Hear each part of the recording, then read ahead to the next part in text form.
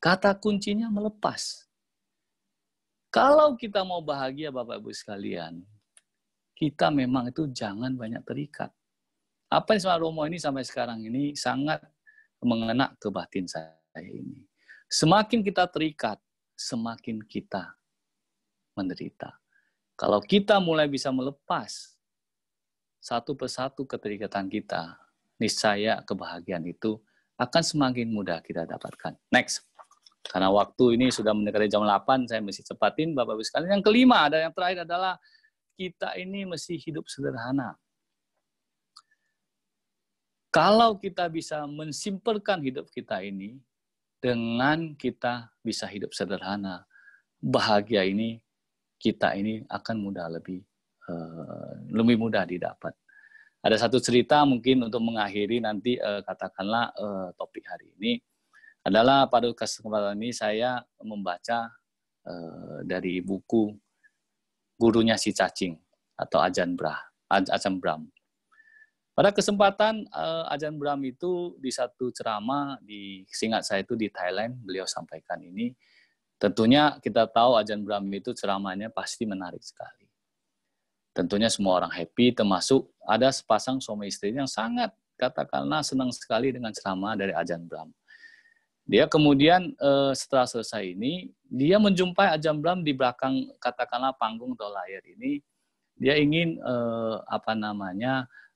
memberikan sesuatu kepada Ajahn Brahm. Dia tanya sama Ajahn Brahm, Ajahn, kami sangat berterima kasih atas ceramah yang luar biasa pada malam hari ini atau sore hari itu. Kami ingin memberikan katakanlah ucapan terima kasih dengan memberikan sesuatu kepada Ajahn. Kira-kira Ajahn butuh apa? Karena Ajahn Brahm ini sudah capek berceramah segala macam. Beliau kemudian mengatakan, udah nanti besok kembali aja ke sini atau mungkin katakanlah ke tempat itu untuk katakanlah berbicara lebih lanjut. Sepasang suami istri ini dengan senang hati kemudian pulang ke rumah, kemudian mereka lagi memikirkan kira-kira ya Ajahn Brahm ini minta apa. Besok sore kemudian dia menjumpai Ajahn Brahm, Ajahn Brahm di mana itu sesudah mandi, kemudian setelah meditasi atau bagaimana sudah tenang, ketemu dengan sepasang suami istri. Nah, sepasang suami istri ini kemudian mengulang, Ajahn atau guru, kira-kira apa sih yang bisa kami berikan sebagai ucapan terima kasih? Nah, Ajahn Brahm ini kemudian mulai memikirkan. Tanpa disadari kemudian Ajahn Brahm melihat katakanlah mengingat bahwa laptop ataupun komputer ini dia itu mulai sudah lambat. Setiap kali buka komputer itu jalannya lambat. Nah, dia mungkin mengatakan mungkin ya katakanlah komputer saya sudah tua, mungkin bisa diganti. Kemudian sampai mikir ini ingat katakanlah Ajahn Brahm terhadap printernya juga. Printernya itu udah lama. Juga perlu diganti. Ingat lagi yang lain lagi, tasnya, pennya segala macam ya. Saya singkat ceritanya, Ajahn Brahm kemudian bangkit kemudian meminta sepasang suami istri ini untuk kembali. Beliau mengatakan dengan tegas, jangan kotori kehidupan seorang samana dengan hal-hal yang katakan bersifat duniawi. Itu sangat mengena sekali. Memang Buddha sendiri mengatakan, kehidupan seorang samana atau anggota sangga ini sangat simpel. Makanya hidup sederhana ini, simpel yang diajarkan Buddha ini, kebahagiaanlah mudah didapat. Nah, inilah 5 kiat yang ingin saya sampaikan. Mungkin next. Nah, 5 cara kiat yang diberikan apakah bisa dilakukan oleh semua orang? Direnungilah kelima cara kiat tersebut. Semua bersumber dalam diri kita atau saya. Next.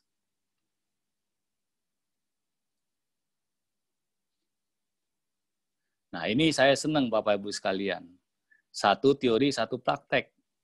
Nah, kalau yang banyak teori itu di sebelah kiri ini ya dicatat semua bagus segala macam, tapi prakteknya 0. Tapi orang juga harus tahu, sebelum praktek ini harus tahu teori juga. Supaya jangan nanti prakteknya nyasar kemana-mana. Jadi teori sama praktek seperti sejalan. Nah, Bapak Ibu sekalian, apa yang saya sampaikan ini, 5 kiat ini, itu mudah, secara teori ini gampang. Itu semua bisa melakukan. Menerima, berdamai dengan diri sendiri. Kemudian bersyukur. Kemudian, keempat itu adalah melepas. Kemudian hidup sederhana. 5 hal ini tidak ada orang yang tidak bisa lakukan. Semua itu bisa dilakukan. Tidak harus butuh, katakanlah, Anda harus bayar 1 juta, 2 juta untuk mempraktikkan. Tidak. Semua itu bisa. Tetapi pada kenyataannya ini, orang banyak hanya bisa teori. Prakteknya sulit. Ya, saya sendiri harus terus terang ini masih harus banyak untuk bisa mempraktekannya. Next. Bila praktek kita bisa, sekejap bahagia langsung bisa kita alami sekarang juga. Silakan Bapak Ibu sekalian, kalau hari ini merasakan apa yang saya sampaikan ini mengena dan Anda bisa merasakan bahagia langsung. Tidak perlu menunggu, tidak perlu harus menunggu sampai setengah jam atau 1 jam. Bila Anda bisa menerima keadaan Anda sekarang ini, pada saat mendengarkan dhamma ini dengan senang, bahagia itu langsung muncul. Tidak ada langsung menunggu. Makanya kita mesti praktek. Kalau Anda berdamai dengan diri sendiri, Anda membenci seorang, kemudian timbul penderitaan di dalam diri ini, coba praktekkan. Jangan membenci lagi, mudah-mudahan kebahagiaan akan muncul. Next. Nah, ini ada satu faktor penting yang dapat membuat kondisi bahagia kita bisa lebih mudah berbuah. Saya senantiasa sampaikan di semua ceramah saya ini, banyaklah berbuat karma baik. Karena tanpa karma baik yang kita pupuk, kita mungkin akan sulit mendapatkan kebahagiaan. Contoh karma baik ini harus kita banyak pupuk. Yang paling gampang aja Bapak Ibu sekalian. Contohnya seperti hari ini, supaya saya bisa mendapatkan kebahagiaan, bisa berbagi. Saya berdoa supaya karma baik saya berbuah dengan tidak mati listrik di rumah saya. Atau wifi di rumah saya tiba-tiba down. Nah, ini adalah bentuk karma baik yang mendukung kita. Contoh lain Bapak Ibu sekalian, kita sudah merencanakan ingin berjalan-jalan. Ini adalah bulan katakanlah untuk kita bisa jalan-jalan. Biasanya libur Lebaran itu adalah masa kita jalan-jalan. Kita sudah planning semuanya segala macam, ternyata karma baik kita tidak mendukung, tidak jadi jalan-jalan. Dan yang terakhir adalah kesimpulan Bapak Ibu sekalian. Next. Kebahagiaan tertinggi mesti dicapai dengan penembusan melalui jalan tengah berluas 8. Manusia bisa mendapatkan 4 kebahagiaan duniawi sebagaimana tertulis di Anguttara Nikaya. Yang tadi ya, sudah saya sampaikan. Apakah saya bisa bahagia? Tentu sangat bisa Bapak Ibu sekalian. Tetapi tergantung apakah kita bisa mempraktekkan 5 cara atau kiat yang disampaikan. Karma baik juga berkontribusi supaya kita bisa bahagia dengan banyak berbuat kebajikan. Terima kasih, Bapak Ibu sekalian. Namo Sang Budaya, Namo Buddhaya.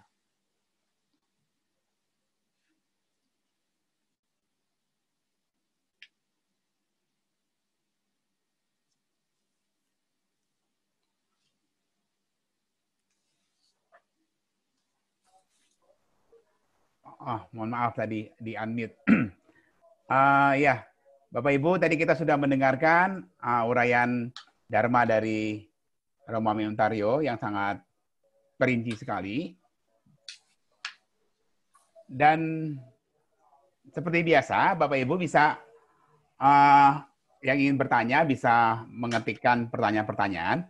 Tapi mohon maaf, untuk malam ini terpaksa pertanyaan hanya bisa melalui jalur aplikasi Zoom saja, karena ada sedikit bermasalah di YouTube channel. Jadi sambil menunggu Bapak Ibu membuat pertanyaan-pertanyaannya, silahkan diketik di chat Zoom ini. Kita akan saksikan kegiatan-kegiatan dari Posko KBI Peduli Dampak COVID-19 yang akan ditayangkan oleh tim. Silahkan ditayangkan.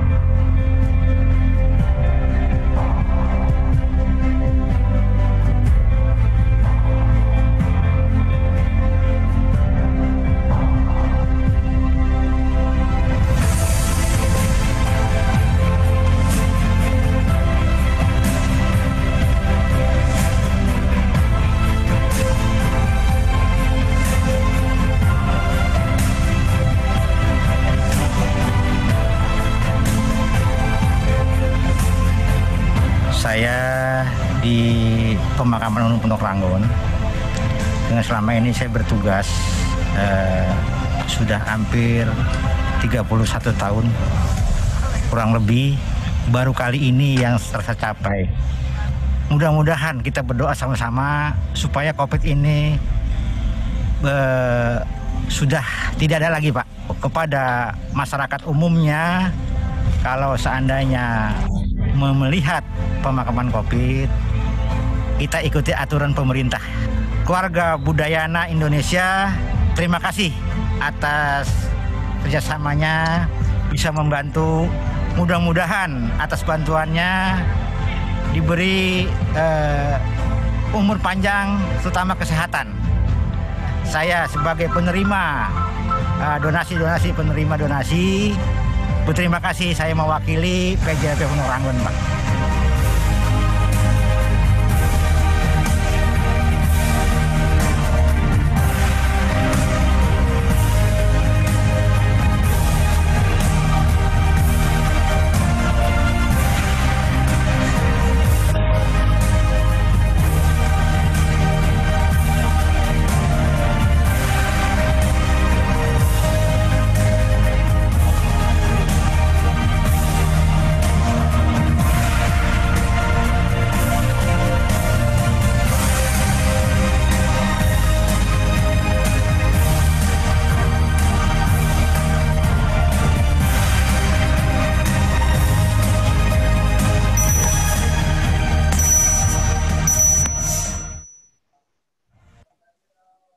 Iya, baik. Demikian tadi kita sudah menyaksikan sekilas video dari Posko KBI Peduli dampak COVID-19.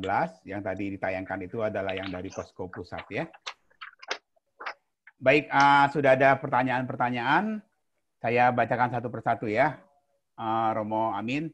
Ini ada pertanyaan dari Saudari Juliati Wibowo, Meme di Surabaya. Pertanyaannya adalah begini, selamat malam, nama budaya Romo. Apakah yang 5 kiat tadi, yang disebutkan tadi, itu berarti bahwa kita ini seakan-akan pasrah dengan keadaan? Yang tadi menerima diri, berdamai, bersyukur, melepas, seperti itu. Baik, silakan, Kon. Baik, terima kasih Bu Juliati atau Ibu Meme yang ada di Surabaya. Kalau kita mau belajar spiritual yang lebih tinggi, memang itu kata yang katakanlah yang muncul, pasrah, terima keadaan itu. Karena pertanyaan kita ini sekarang ini mau bahagia atau mau sukses? Kalau kita mau sukses, ya ini tidak bisa. Kita harus berjuang. Kita harus mati-matian. Tapi kalau kita mau berjuang mati-matian, kita mau sukses, ya kita akan menderita. Makanya Bapak Ibu sekalian atau Saudara Juliati itu, ajaran Buddha ini itu tidak mudah untuk dipahami kalau kita tidak mengetahui fenomena alam yang sebenarnya. Makanya Buddha pada saat dia sudah mencapai penangan sempurna, beliau sempat ragu-ragu untuk katakanlah membabarkan dharmanya. Karena itu tidak mudah. Sekarang kalau kita mau bahagia Bapak Ibu sekalian, ya harus jalan seperti itu. Kenapa Buddha sendiri itu menyampaikan kalau murid-muridnya menjadi seorang anggota sangga, semua ditinggalkan. Keluarga ditinggalkan. Semua kekayaan ditinggalkan. Tujuannya kalau kita mau bahagia ya memang kita harus berdamai dengan keadaan yang ada. Tapi kalau sebaliknya, kalau kita mau sukses, kita mau mengumpulkan harta kekayaan segala macam ini, ya kita mesti berjuang. Tapi kalau kita berjuang, kemudian kita merasakan penderitaan, segala macamnya, kita harus fair, kita harus terima. Jadi ini yang ingin saya sampaikan. Ini tergantung Bu Juliati ini, apa yang Anda cari. Kalau Anda mau cari kesuksesan ini, mungkin 5 kiat ini tidak terlalu cocok, karena Anda mencari kesuksesan. Anda harus fight, harus Anda bekerja mati-matian dari jam 7 pagi sampai malam jam 10 berjuang. Tapi kalau itu mengalami penderitaan, ya kita jangan ngomel-ngomel. Nah, itu yang ingin saya sampaikan. Mohon maaf, saya sampaikan apa adanya. Terima kasih. Baik, semoga menjawab ya. Sekarang ada pertanyaan lagi dari Ibu Ratna Dewi. Namo Buddhaya Romo, seringkali di dalam kehidupan ada yang langsung mewarisi kebahagiaannya dari orang tuanya. Dan ada juga yang tidak, maksudnya ini kekayaan kali ya, sehingga harus berjuang terlebih dahulu. Pertanyaannya, kebahagiaan yang seperti apa yang lebih langgeng menurut ajaran Buddha? Tidak ada yang langgeng di dunia ini, Pak Henry. Semuanya akan berubah. Anicca. Tergantung kita ini bagaimana menjalankan hidup kita ini. Nggak ada yang kekal. Baik kekayaan diwariskan orang tua, kalau kita tidak bisa menjaga dengan baik, kebahagiaan karena memiliki tadi yang akti suka itu juga akan hilang.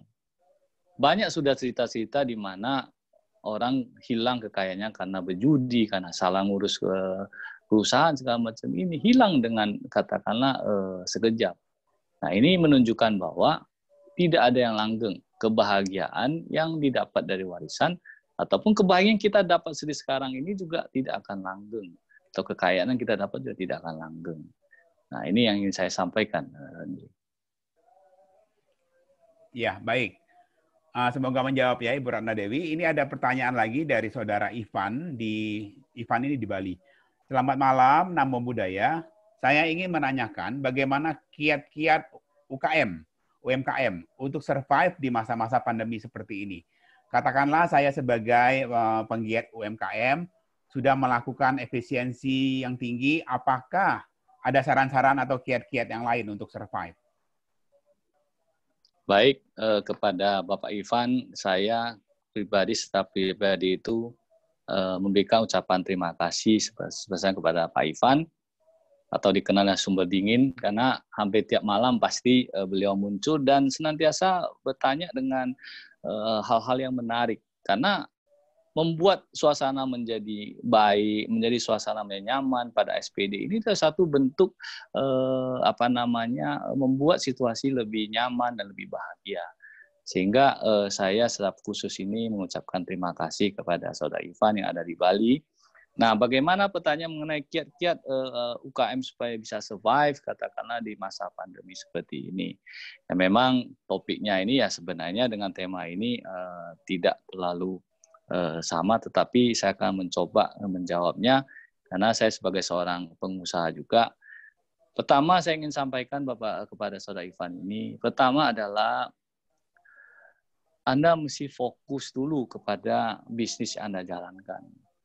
Jangan juga mengikuti katakanlah informasi-informasi yang menurut saya bertebaran di luar itu, yang belum tentu itu menjadi solusi.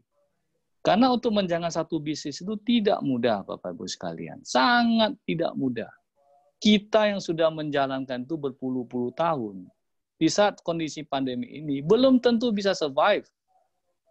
Apalagi kita mau menjalankan dengan yang baru saja kita jalankan. Contohnya misalnya seperti saya sekarang bisnis bahan kimia.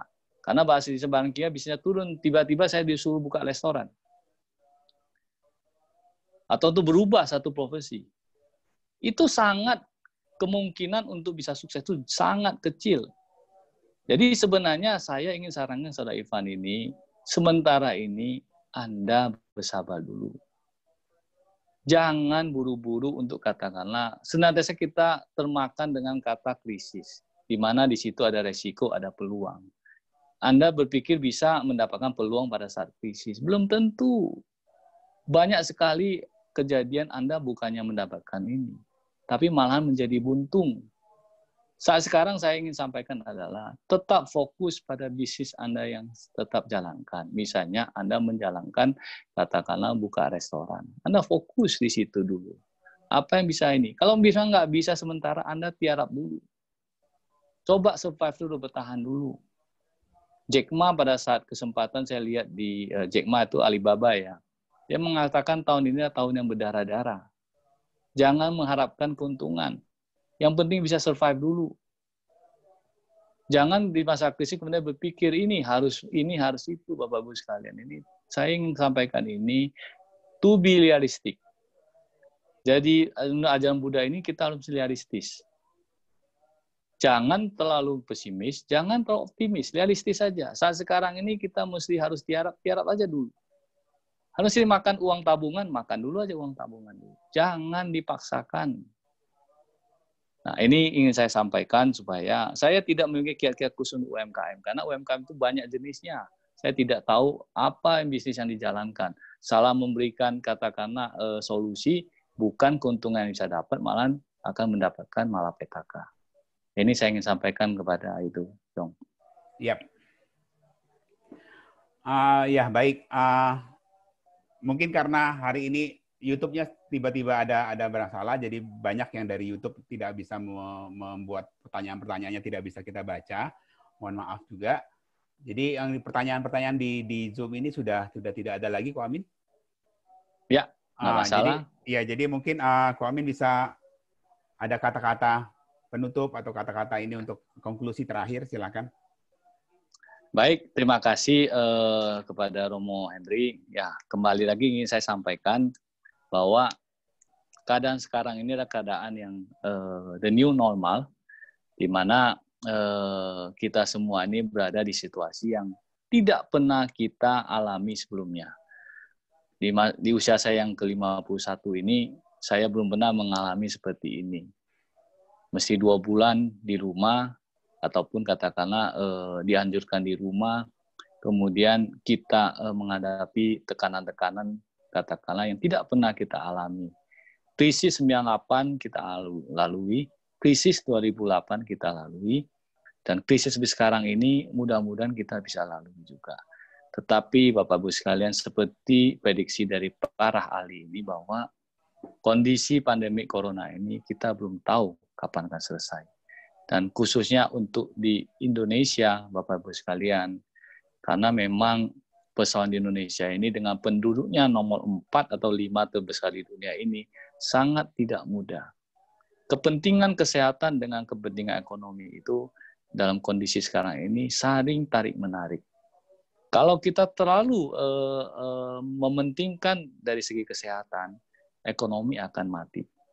Kalau kita membuka besar-besaran keran untuk bisa supaya ekonomi berputar, maka korban ataupun penyakit, korban yang menerima penyakit corona ini mungkin akan naik dengan cepat. Jadi kondisi seperti ini sungguh sulit. Nah, saya berharap Bapak Ibu sekalian, seperti saran saya ini, topik saya, apakah saya bisa bahagia? Bapak Insinyur sudah mendengarkan dengan sesama apa yang saya uraikan ini. Mudah-mudahan kiat-kiat yang saya sampaikan ini kembali lagi mesti kita praktekkan. Kalau kita praktekkan, saya yakin Bapak Ibu sekalian, kita akan bisa mengalami kebahagiaan. Demikian saya ingin sampaikan. Terima kasih. Namo Sanghyadi Buddhaya. Namo Buddhaya. Namo Buddhaya.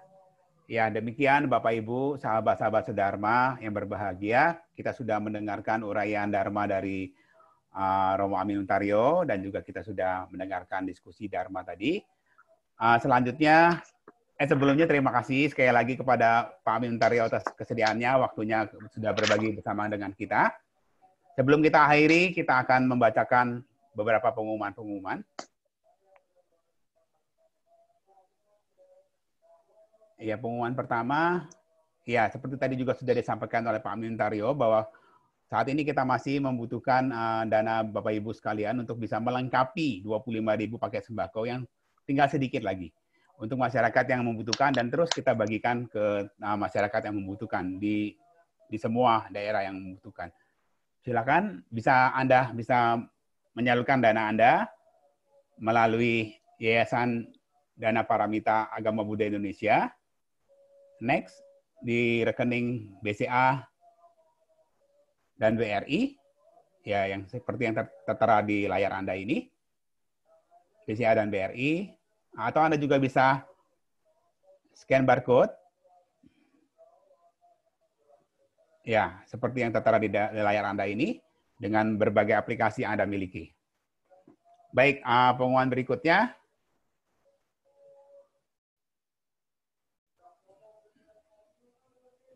Ya, pengumuman berikut adalah next. Ya, besok hari terakhir acara sebulan penghayatan Dharma kita akan diisi oleh Upasaka Pandita Sudamek AWS Dr. Honoris Causa, ya, SESH, dengan tema bahagia melalui latihan hening. Sekilas saya akan bacakan kurikulum vitae beliau. Apakah sudah disiapkan? Next.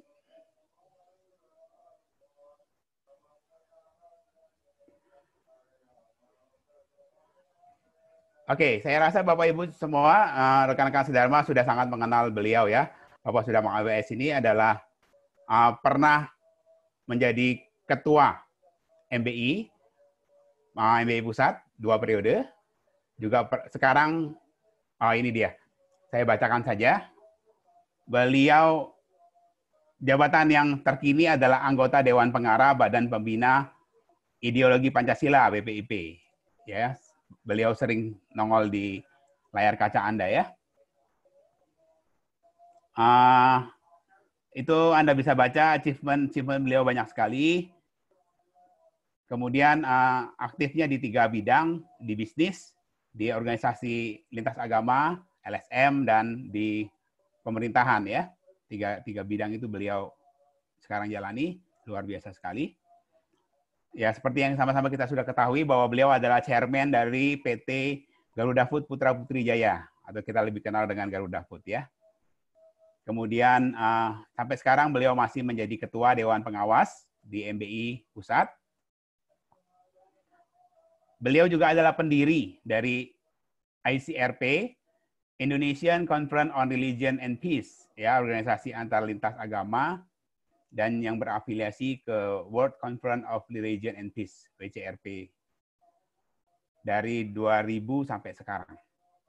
Kemudian beliau juga adalah anggota Komite Ekonomi Industri Nasional, KEIN, penasihat Presiden Republik Indonesia dalam urusan ekonomi dan industri, anggota Komite Dewan Pengarah Bidang Badan Ideologi Pancasila, BPIP tadi, yang juga melaporkan langsung kerjanya kepada Presiden Republik Indonesia. Kemudian yang terakhir adalah Sekretaris Dewan Pertimbangan atau DPN Asosiasi Pengusaha Indonesia, APindo, tahun 2018 sampai tahun 2023. Ya, demikian sekilas CV beliau. Saya yakin Bapak Ibu juga semua sudah mengenal beliau dengan baik ya. Jadi jangan lewatkan kesempatan untuk bisa sharing bersama dengan Bapak Sudamek AWS besok malam di jam yang sama, jam 7 sampai jam 8.30. Ya, demikian kita pengumuman sudah selesai. Ada lagi? Oh, ada lagi. Satu lagi, ini acara sharing bareng yang diadakan oleh Sekber PMPBI. Ini akan diadakan pada hari Sabtu. Jadi hari Jumat besok itu hari terakhir sebulan penghayatan Dharma, tapi besoknya masih ada kegiatan dari Sekber PMPBI, sharing bareng namanya, Sabar, yang akan menghadirkan Yang Mulia Nyana Bandu dengan topik self-control.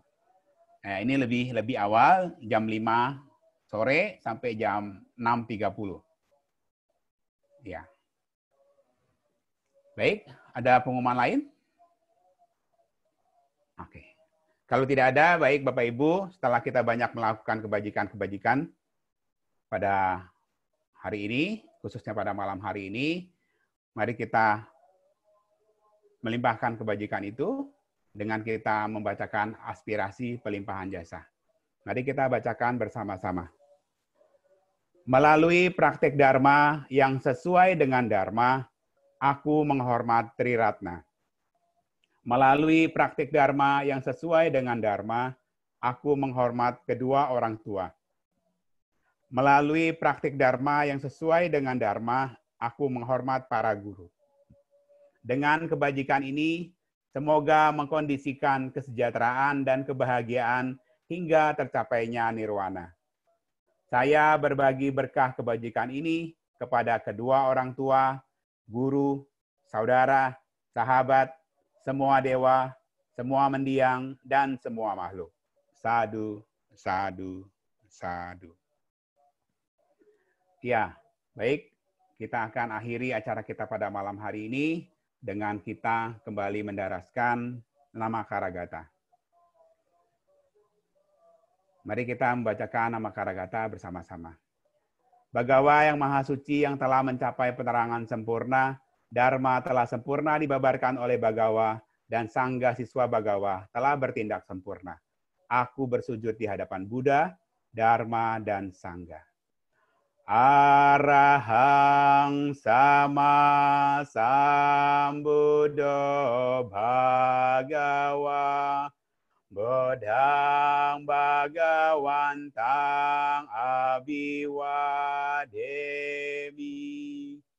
Namo Buddhaya. Swakato Bhagavata Dhammo Dhammang namasami. Namo Dhammaya. Supati pano bhagavato sawaka sangho sanghang namami. Namo Sanghaya. Sabe sata bawantu sukitata. Semoga semua makhluk hidup berbahagia. Sadu, sadu, sadu. Ya, demikianlah Bapak Ibu, para Bante, sahabat-sahabat Dharma yang berbahagia. Acara kita sudah laksanakan dengan baik. Jangan lupa untuk selalu stay tune esok hari bersama-sama dengan kita. Terima kasih sekali lagi kepada Pak Amin Taryo atas kesediaan waktunya. Terima kasih kepada semua tim yang bertugas. Terima kasih kepada semua Bapak Ibu yang hadir pada malam hari ini, atensinya pada malam hari ini. Semoga kita bisa bertemu lagi besok di acara yang sama. Namo Sangyang Adi Budaya, Namo Buddhaya.